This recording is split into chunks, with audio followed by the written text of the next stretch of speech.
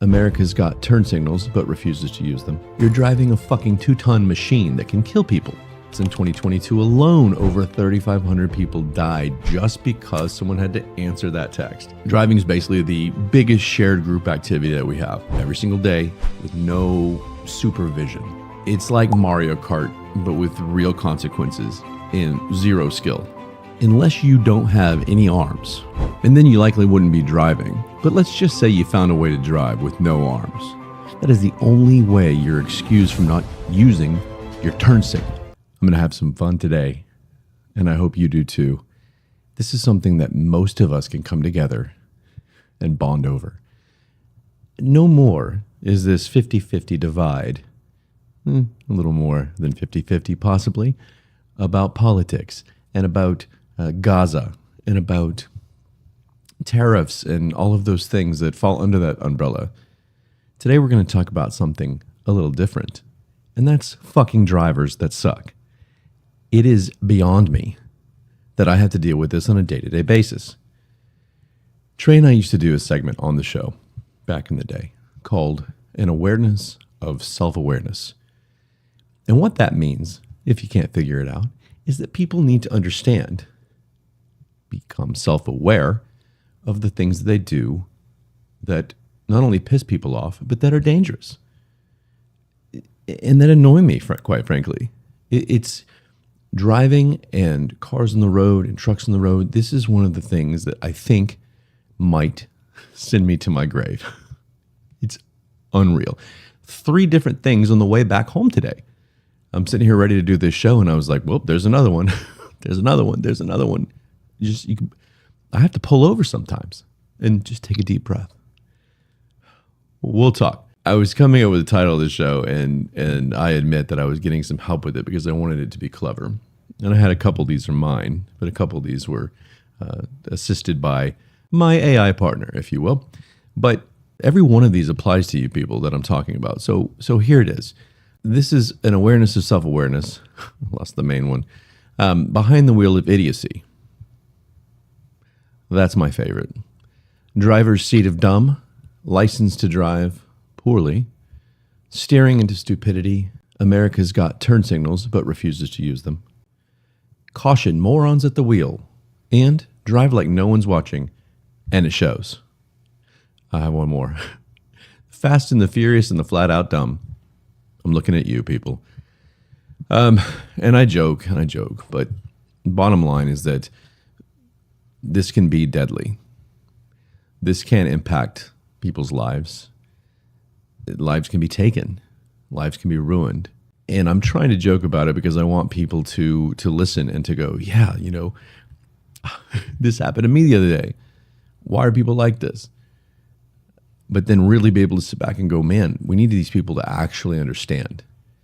Because it's not good. And I have kids now, and that's my biggest priority is keeping them alive. And you're not helping. So let's start. Let's roll.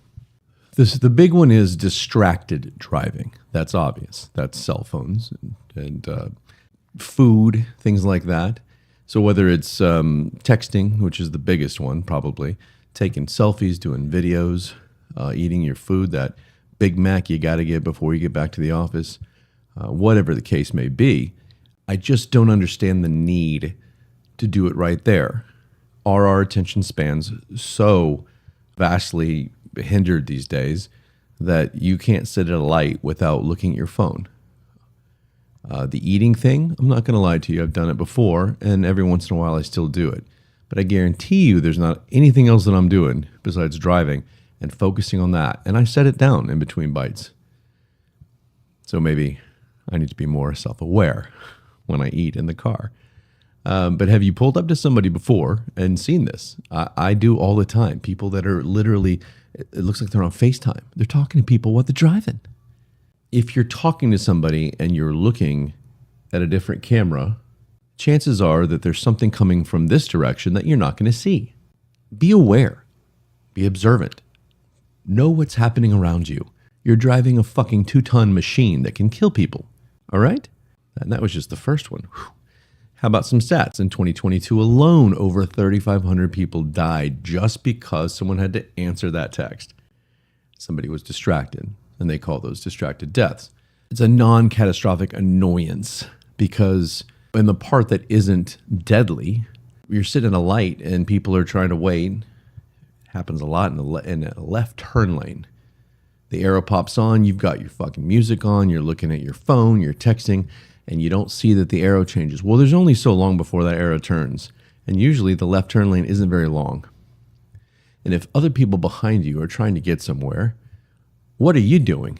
You're holding everybody up because your dumb ass is looking at a phone and listening to your music and you're unaware.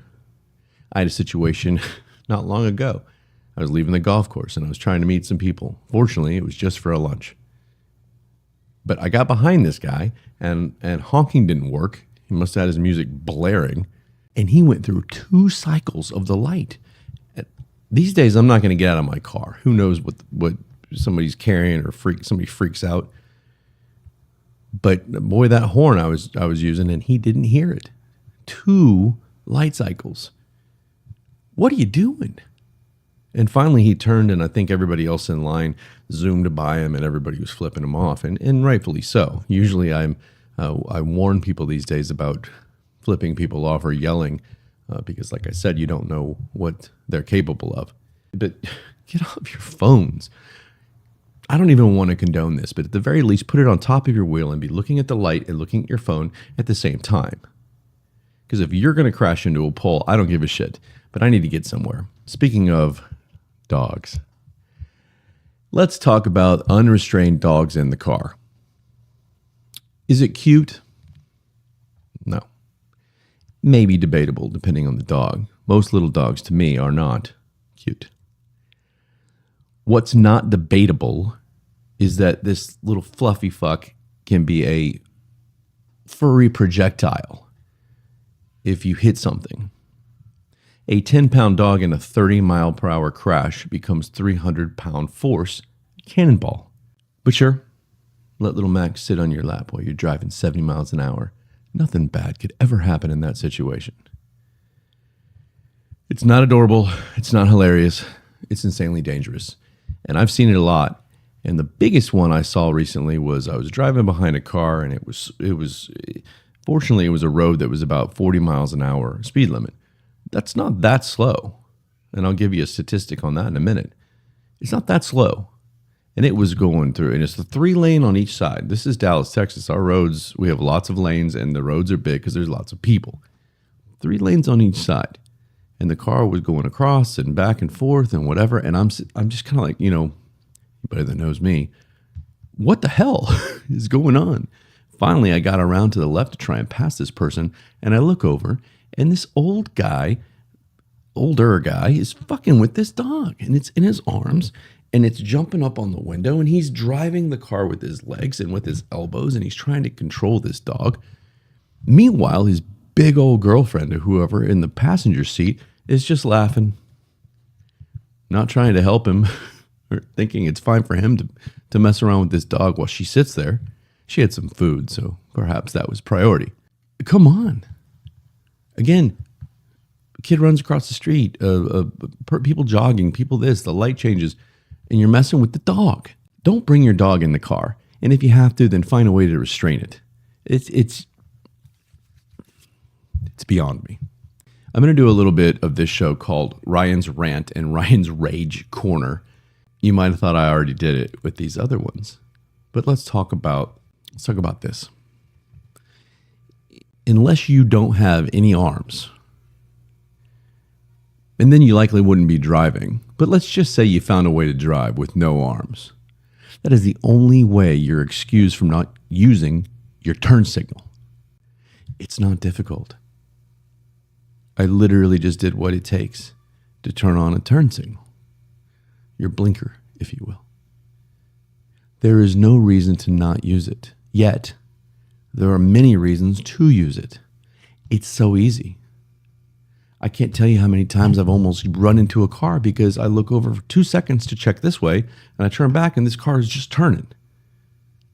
It's not hard to use your signal. That's a big one. And that, to me, I had a statistic and I lost it, but it was something like not using your turn signal actually costs a lot of lives as well each year. And people kind of chuckle at that. Well, how could that happen? Well, it just does. Especially in the wintertime when the roads are slick and all of a sudden somebody's trying to turn. And it's very simple. Just use it. Occasionally, if nobody's around, then maybe use it. Don't use it if you switch lanes or something. But why? Why not? Just do it. And you'll say, oh, well, does the guy 80 yards back need to see it? Sure. Why not? Maybe he goes into the other lane and just to make sure that he doesn't have any kind of a tragedy. Just use your turn signal, people. Here's one of my personal favorites, and a lot of people won't maybe be as angry as I do about this, but to me, it's just about consideration, and I'll get to that. But you're driving in the right lane, at least a 2 or 3 lane road, and you're driving in the right lane, and you're about to turn right at this light. Well, everybody knows in the United States and other countries, you can turn right on red. Okay, we know that. And you got some asshole in the center lane who doesn't want to be behind any other car. The right lane is open, and he's going to go there and sit there and not turn right. He's going to wait to go straight. So guess who has to sit and wait when he otherwise could have turned right? To me, it's just about, again, you look back and you see no car in sight anywhere. All right, fine. If you must be the first one off the line against the big truck, by all means, go do it. But just be aware if there's a car coming up on the right side, he or she may want to turn right. Don't be a dick. That's I've been told before, Trey and I used to do these, I've been told that one's a little bit petty. Okay, I'll take that, but you still need to know that you're a dick, in my eyes. Here's one that I'm going to be all serious about. There's nothing funny about this one to me at all. And that's school zones. If anybody doesn't think that it's important to obey school zone signs and school zone laws, check this out. If a pedestrian is hit at 20 miles an hour, they have a 90% chance of survival. It's pretty good. Still not great. I don't like that there's any chance of not surviving. But if you're going a school zone speed limit, at least the chances are high that you won't kill somebody. At 40, that drops to only 10% survival if you're hit by a car going 40 miles an hour. Well, no shit. That seems, maybe, again, 10% seem to survive it. But I guarantee that my 5-year-old wouldn't. And I have a big issue with it. It's not just my 5-year-old. I can't imagine anybody having to go through something like that if it happened. Just go the speed limit. The problem with a lot of these school zone speedsters, if you will, is that they don't care. They don't look at the signs. They're flying through here and they just don't. Look, sometimes I admit, you sit up and you go, oh shit, I didn't realize I was in a school zone. Fair enough, but be aware. Everybody around you is going 20 miles an hour, 25 miles an hour, whatever. Maybe it's a school zone. Look at the sign. If the sign says 35 and it's time to end the school zone, then go.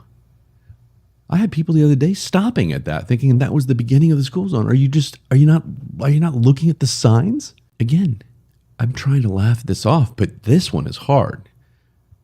Look, I don't care if you hit a dumbass adult that jumps out in the street and they shouldn't be, but kids are innocent, mostly. And if they jump into the street, chances are they weren't aware that they probably shouldn't do that. It's not hard when it comes to school zones. Please, people, please, it's not going to ruin your day. It's really not going to slow you down that much. Just do it. All I ask for when it comes to driving is for people to be considerate. I actually ask for that probably in most things in life. Just be considerate. Just consider that other human beings live on this planet, not just us, or not just yourself. I'm sorry. All of us do. And all it takes is a little consideration. Be considerate of others. And everything will flow a little bit better. A person won't get upset that you cut them off, and then they'll treat somebody better and they'll treat somebody better. Everybody knows the butterfly effect. Everybody knows the chain reaction. Everybody knows these things. Just do it. Be considerate. It's all I want. am I the only one that going through this makes you lose your mind?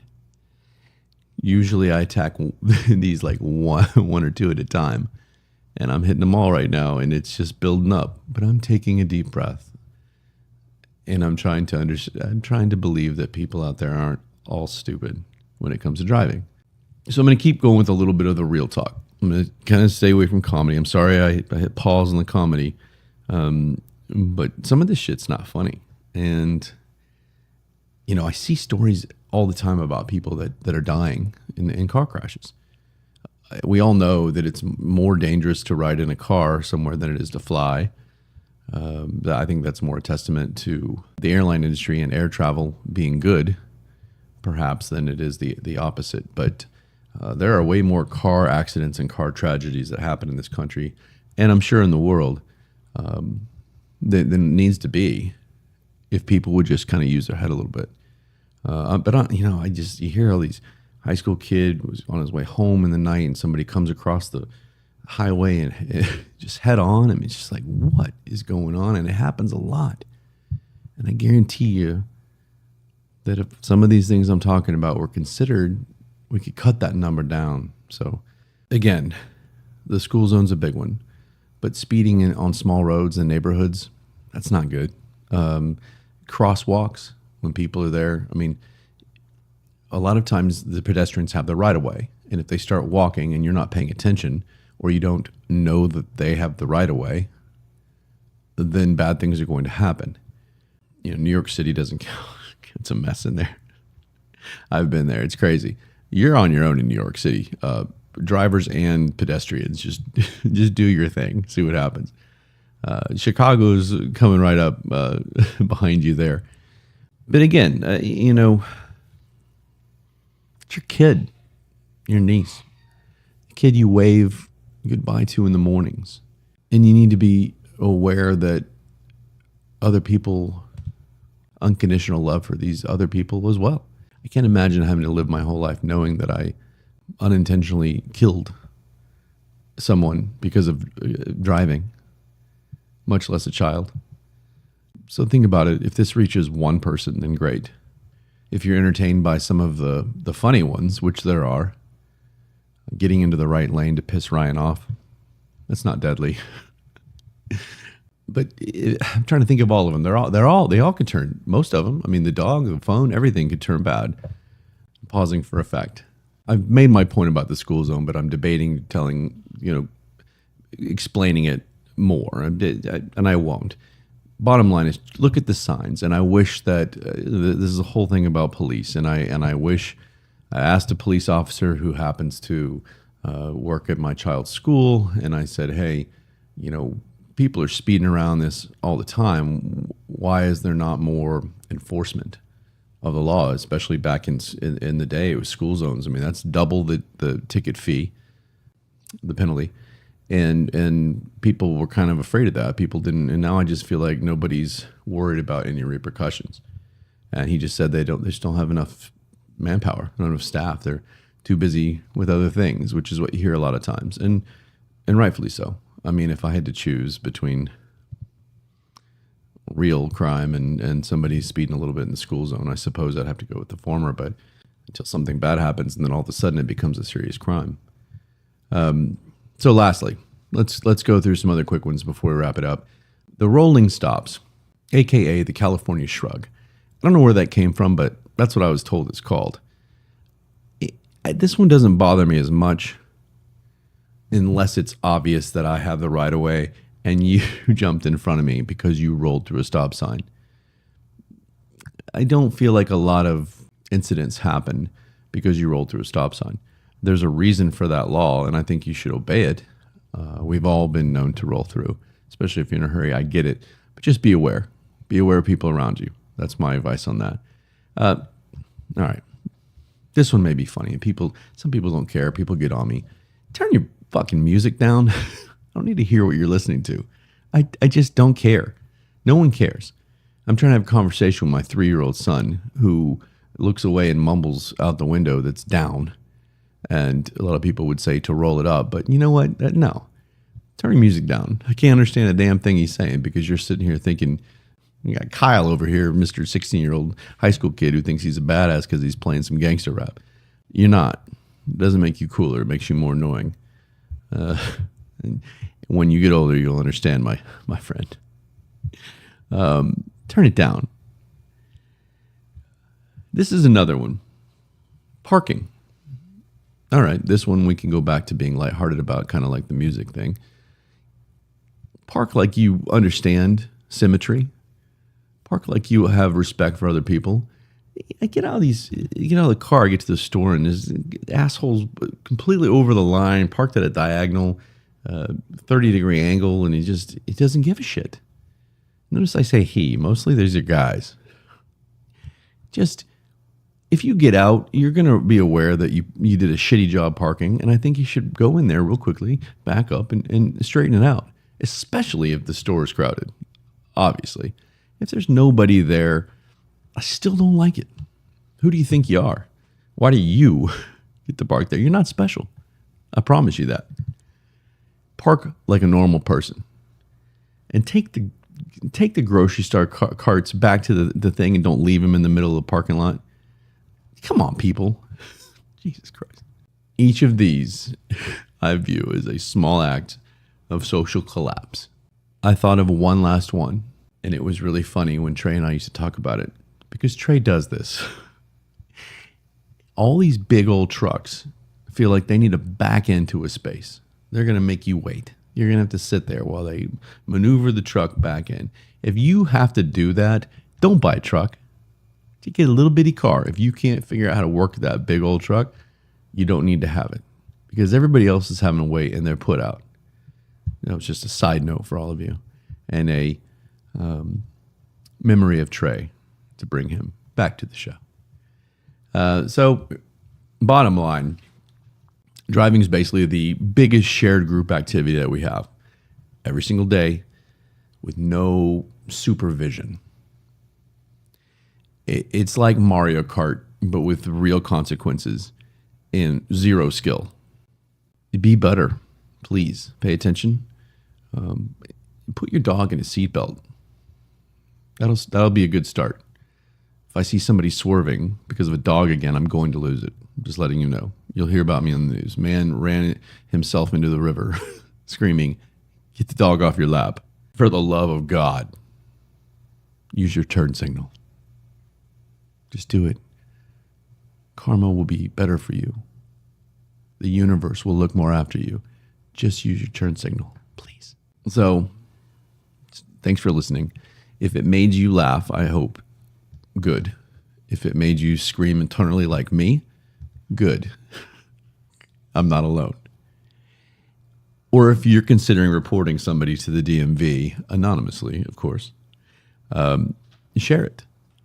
Send it to your friends, and definitely redo that, guys. Send it to your friends who definitely think the left lane's for chilling out. Till next time, stay alert. Stay in the gray. Love you.